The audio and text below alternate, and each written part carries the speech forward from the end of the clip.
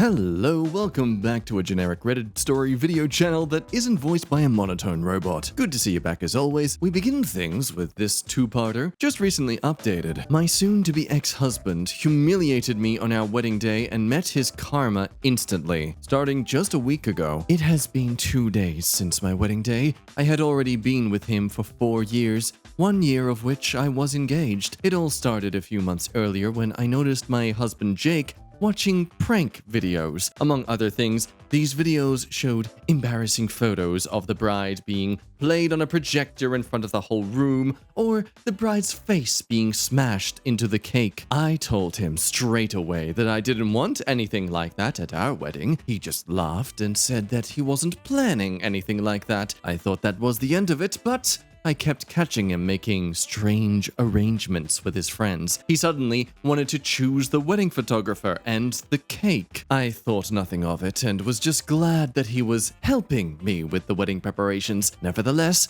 I reminded him the day before that if he did something like that, I would break up with him immediately. When the day of the wedding came, everything went smoothly until the ceremony. Until the moment came when the cake was to be cut. The whole room watched as I made the first cut and the photographer stood in front of us with camera in hand. Suddenly, I felt a hand on the back of my head pushing me face first into the cake.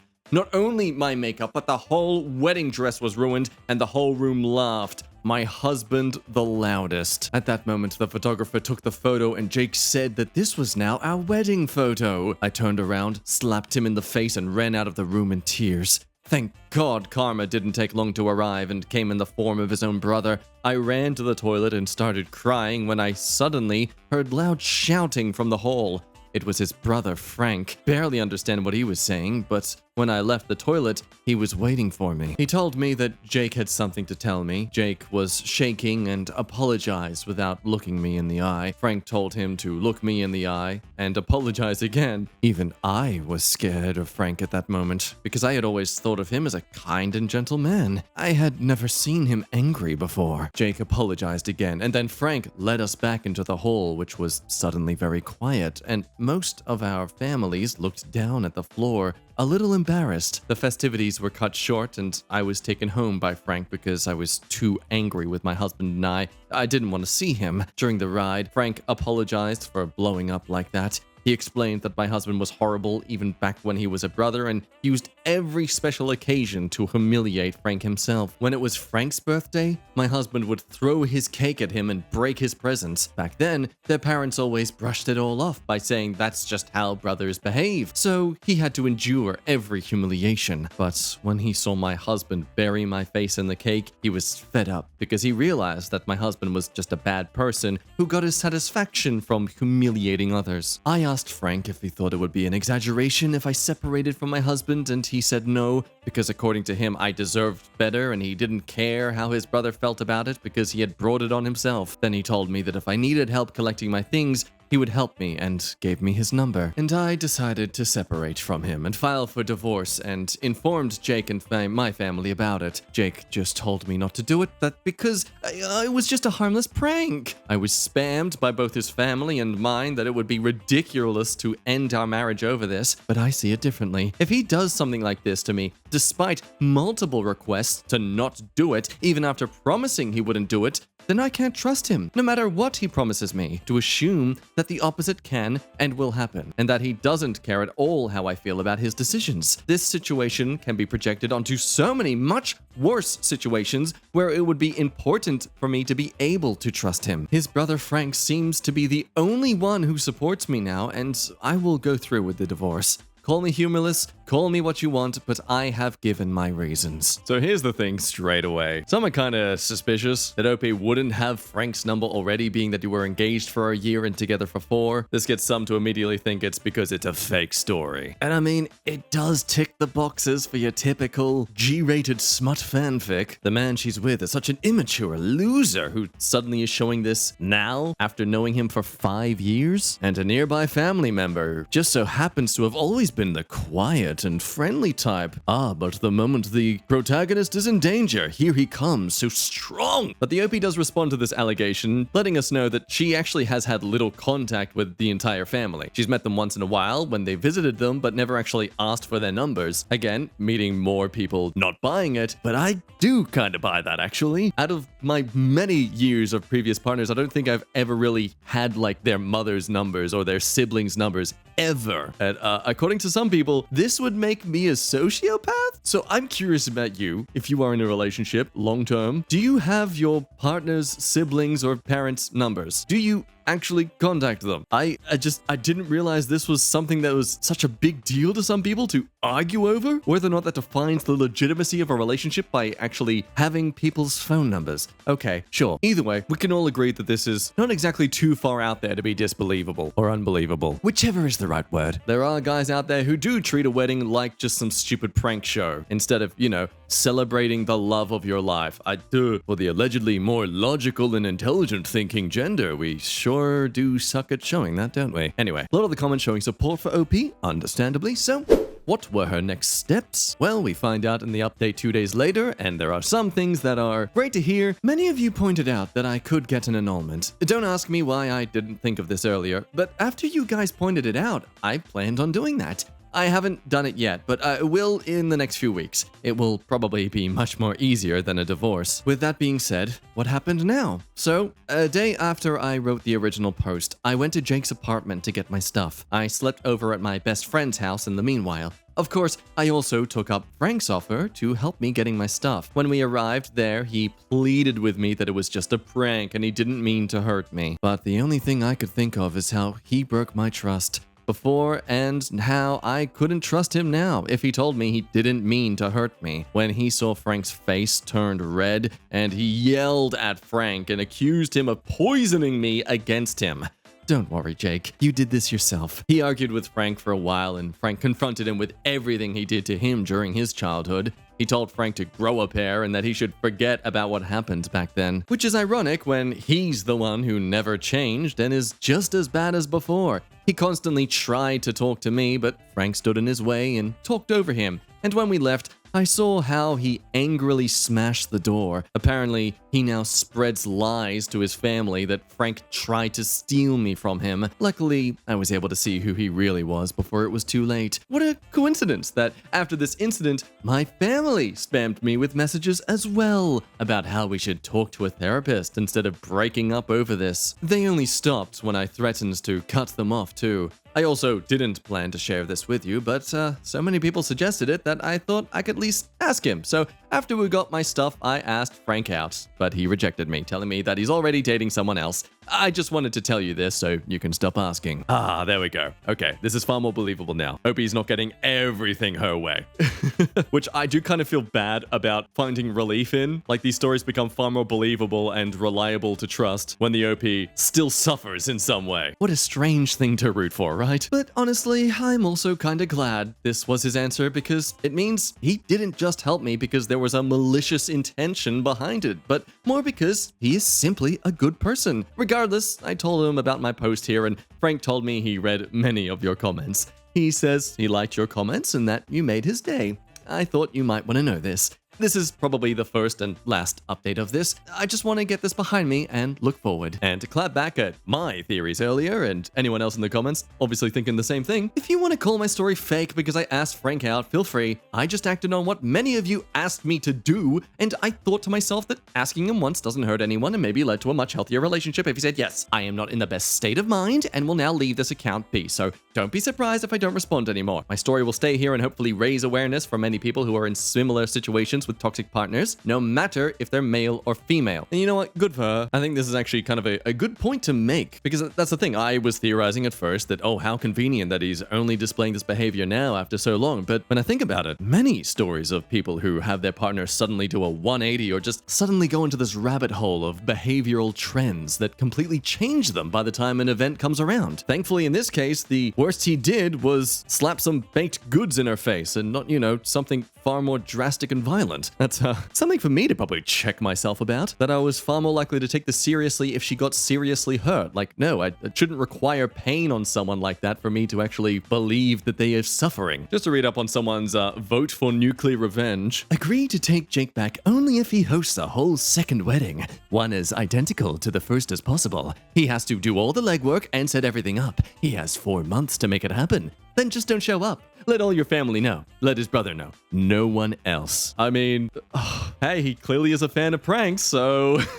What's entertaining to see, though, is while OP is adamant not to take back this now ex-husband, someone in the comments let us know that I just had an argument with my boyfriend about it, as he says it's not just OP's day, and she can't take a joke. I'm livid. Never thought I'd have a big argument with him over Reddit. I told him if the other person doesn't find it funny, it's bullying, and OP made it clear she wouldn't find it funny. He did it for selfish reasons. He could have had a nice wedding day without ruining her day. Unbelievable. And oh no, your partner had a different, arguably harmless point of view. You know what this means. This is a flag. Have there been others? Nothing, surprisingly. I've had 2 awful exes, so I'm constantly looking for flags. Well, that's your first flag. Now I'm going to throw my hat in the ring here and say, her boyfriend's right. But also not. Because it's true. It's not just OP's day. It's the husband's day too. And if the husband finds pranking each other to be a bit of fun, then he's going to celebrate with the person he loves. To him, that was having fun. Unfortunately, just like one's ability for free speech, it doesn't make you immune to the consequences of said free speech. Sure, she didn't take the joke. The boyfriend is right on that. You're allowed to not take jokes if you don't like them. I think this is a great example in a relationship where people are arguing, but actually are on the same side. I don't know. What do you think? Do you think this is considered a red flag? This boyfriend is toxic and dangerous. I know, my voices are implying a heavy bias here. She even says that apparently he sometimes decides to die on the strangest hills, yet he doesn't act on them. I can tell he knows I've won an argument, and he will back down. Oh, look at that. What a red flag. Respecting your thoughts and not trying to change them just because he doesn't fully agree with them. How dare he respect your personal autonomy with your opinions. But fret not. In this story, we have a guy who's actually worth considering to be an absolute D-bag. I'm 29 female. My 29-year-old ex-boyfriend is marrying his 20-year-old girlfriend because I didn't text him fast enough. I'm losing it. I feel so lost, and frankly, I'm tired of it. I wish a car ran over me so I didn't have to feel this. Tell you my story. I'm not a victim. Long story short, I met my ex in 2014. I was with my ex for 5 years. We broke up for 3. During those 3, he fell in love with a new person. I texted him and he broke up with her to give us another shot. Turns out he felt guilty because he had been a toxic and terrible boyfriend and he wanted to make it up to me. He never really wanted to break up with his ex. So we got back together in 2023 and broke up after 8 months. Days later, he got back with his ex. Now, he was saying he owed her because he left her for me and had hurt her. Despite that, I was stupid and agreed to let my ex come live with me so we could kickstart a business that we put on hold. He is in Florida. He was supposed to be here tomorrow evening and would see if we could give us another shot. I would try to convince him to end it with his ex. His ex lives in a different country, by the way. Then today, he called me twice and I texted him that I couldn't talk. Then I answered and I said I was busy, and he said so very calmly that it wouldn't take long and to call him back. I was with my nephews in a restaurant, so I had to make sure they were eating and behaving. That's when he tells me that his ex wants to marry him, and since I didn't answer him and was ignoring him, he said yes to her. I died. I couldn't breathe. I was so confused and felt like I was floating. He took such an important decision so quickly. I told him to choose whoever he wanted to spend his life with, not who he felt he owed. He said she wanted to come to the US and for me to find another way other than marriage, and I said no, don't have to do that. Because if he loved me, then he would honor that love and stand up for us, not condition me to do this or that so he can be with me. So he said, you took too long to text me. I left her on red for so long, and so I said yes. But for 9 years, I waited. I was left on red. It only took him a few minutes to make up his mind and marry her. He said, just be with me. He wanted to have both of us, but I deserve someone who has no doubts and chooses me always in a blink of an eye. I'm confused. I feel so unworthy, and I just want to fall asleep and not wake up. This pain is unbearable, and while I know that we will never be together, I am asking Reddit strangers for words of encouragement, please. I think it's fair to say that this guy is not at all healthy for OP. And in a somewhat dark way, I'm glad she's not gotten him back. You don't deserve him, not because you're not worthy of him, but because he's definitely not worth you. I hope you've nicknamed him Yo-Yo because that's essentially what he is. As is always the healthier way to respond to this sort of information. Honestly, congratulations! You have been dating a man-child for way too long, and finally, the problem resolved itself. Someone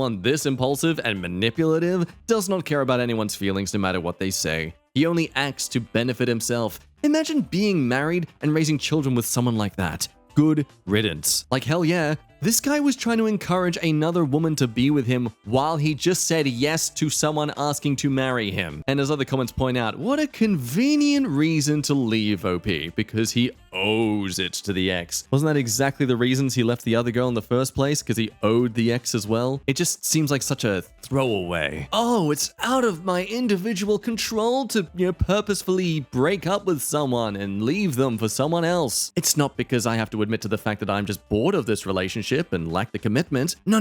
It's out of my control. I owe these people. I mean, if anything, yeah, thank God you couldn't answer. You dodged a bullet. But in good news, though, it seems like OP should be okay in the future. They have an appointment for their very first session with a therapist, so apparently nervous, but good for you, OP. We're proud of you. All of us strangers on the internet are rooting for your imminent happiness and recovery. You don't need this flaky flake to run your successful business. If anything, if this is how he behaves to relationships, I imagine he'd be no different in a business sense too, so you've done a great job. Now over to this strange fiasco. How do I, a 33 female, make it clear to my best friend, 34 females, mentally ill wife, who's 48, that she is not invited to my wedding? This began all the way back in May last year, but was updated just after the new year. I am getting married in December, and my partner and I are looking to have a mid-sized party, probably about 75 people, comprised of our social, familial, and professional circles. I am 33 female, partner is 34 male, and my friend Anna is 34 female. Her wife Bernice is 48 female. We are in Canada. Anna is my best friend from uni. Anna is divorced with 2 kids and has been married to Bernice for 5 years. Bernice loves Anna, and that's about it.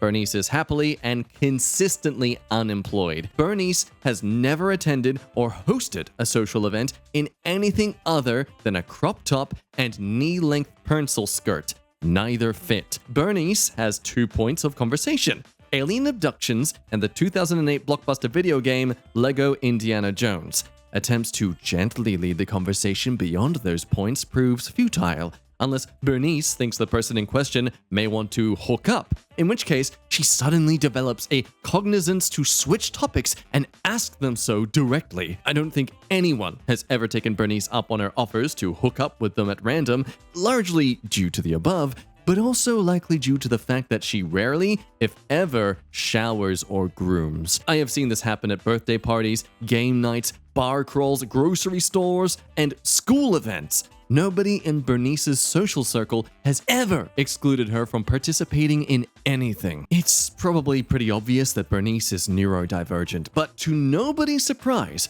she leverages neurodivergence as a means of asserting how special she is. Instead of using it as a pathway to improve her relationships and sense of self, she is perfectly content to exist exactly as she has in the past, and will likely do so until she dies. Lately, she has explored whether she has dissociative identity disorder. It's a dead-end road. But Anna is happy, per her own admission, and I trust that. I don't have any reason to doubt that she is making the right decisions for her relationship and family. She has told me many times that she loves Bernice and that she intends to stay in the relationship. I appreciate that she is direct with me, but I can't earnestly be around Bernice for more than 5 minutes. And that sincerely impedes the amount of time I can spend with Anna, as Bernice attaches herself to Anna so intensely that it's like having a third child around when we get together. To Anna's credit, she is aware that I do not like to spend time around Bernice, but is sad that we can't all socialize together well. She has never made me feel badly for this. I love Anna's 2 children. I would like them at my wedding, and I would love Anna at my wedding too. It wouldn't be the same without her. But imagining Bernice approaching a colleague or a friend makes my stomach churn. I am struggling hard with a tactful way to say, your wife will suck the life and energy out of my party by monopolizing the attention of either you or my guests and potentially making them feel sexually harassed, while still inviting Anna and her two kids to the event. I am considering coming at it from a boundary-related standpoint and tell Anna that I can't have Bernice at the event, given how she makes people feel uncomfortable. Don't know if it presents a mean double standard to let other guests have a +1 and not Anna, but I can't have Bernice at my wedding. So the post has been disappeared, but someone clipped this comment that I'm sure summarizes what everyone else was saying, that basically, you've got to be honest. While Anna and the kids are very welcome, it's clear from the history of Bernice that she would be overstepping so many people's boundaries, and understandably, you can't give her an invite. Obviously come it from a very apologetic angle, and let Anna know that you would understand if she would rather just not attend at all to avoid any drama with Bernice. So for the longest time, we heard nothing else until just after the new year. We're married now, and the wedding was wonderful. Wonderful, but bittersweet. I realize now, and when I eventually spoke to Anna, the wonderful part was having the management and dread I was experiencing of Bernice's presence off my plate when I already had so many other elements to worry about to ensure the success of our special day. When I spoke with Anna, I tried to provide as much perspective as I could and center my concrete experiences with Bernice over my feelings. Anna sent a thumbs up emoji, and we haven't spoken since, and I doubt we'll ever speak again.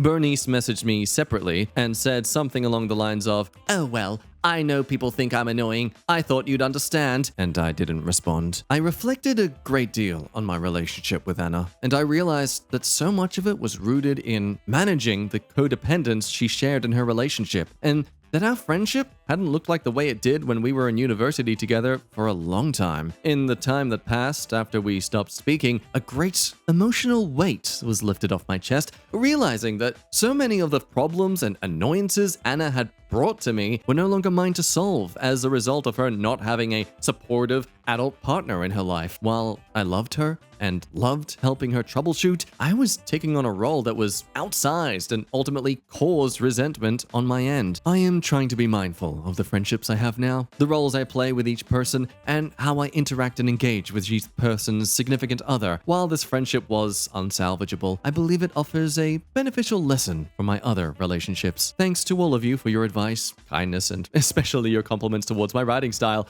It just flows out of me. It feels like it's kind of ended on a loose end, doesn't it? Not exactly resolved, like it was all sort of swept under the rug. Well, to provide some more information, some people were really curious. What exactly was Anna getting out of the relationship? I mean, Bernice was unemployed, unhygienic, cleany, 14 years her senior, who only talks about obscure video games and alien abductions and solicits intimacy from strangers in public. I mean, is she a good cook at least? Sole beneficiary of a rich uncle? OP comes back to respond. At one point, I asked, because I was interested in trying to make a connection or try to understand where the interaction lay, and that's when the codependence clicked when I was reflecting later on. Bernice has no money, and she can't cook, but she's someone that Anna will always be able to take care of. She is both proud of herself and perpetually unfinished and in need of encouragement. Anna is an amazing caretaker, but I had hoped she would have had the introspection to realize that that has no place in a marriage. Full time, that is. Like, obviously, we should all care for and be cared for by our spouses to some degree. So yeah, it does seem to be a case where it's likely Anna has a fear of abandonment, and with someone who clearly is responsible for 2 kids, basically sees her partner as just another kid she gets to take care of. Oh boy. Others also ask, what exactly do you think Anna finds attractive in Bernice? So as OP talks about the mutual communication and introspection that Anna and OP really bonded over, she goes on to theorize where the attraction might come from. As an armchair psychologist, Anna was usually put down and made to feel subservient in other relationships, and I think there was an inherent safety in the sort of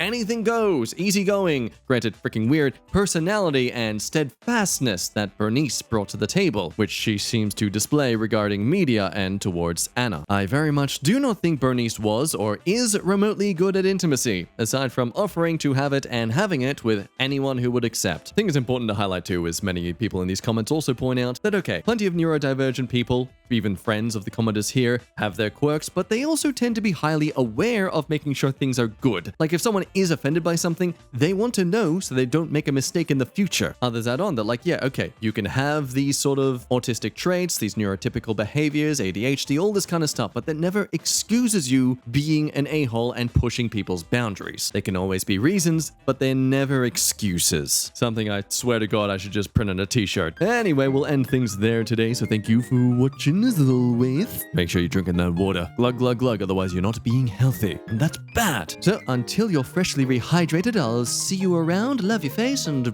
bye-bye.